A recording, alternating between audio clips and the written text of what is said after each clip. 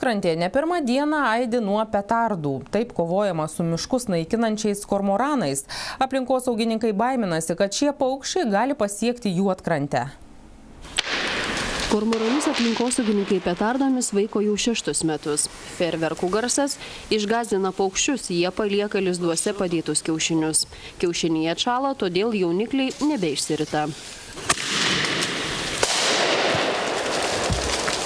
Kormoranų populiacijai reguliuoti aplinkos ministerija skyrė apie 50 000 litų. Tokių drastiškų priemonių prireikė, nes kormoranai vis labiau įsigali Kuršių nerijoje.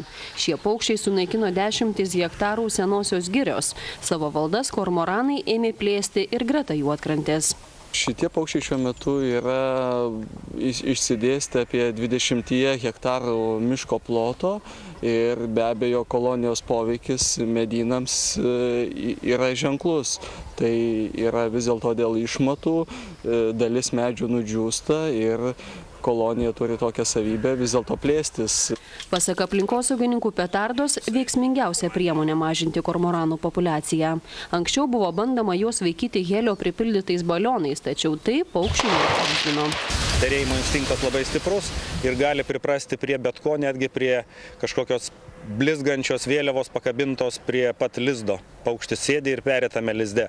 O vis dėlto garsinį ir spalvinį poveikį turinčios petardos, jos geriausiai veikia, mes jas išbandėm ir jos pasiteisino. Juodkrantės sengirėje įsikūrusi kormoranų kolonija yra pati didžiausia Lietuvoje. Čia gyvena apie 3000 porų.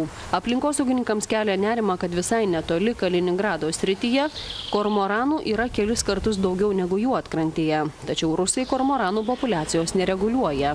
Todėl nauji paukščių srautai į Lietuvą gali atkeliauti iš Rusijos.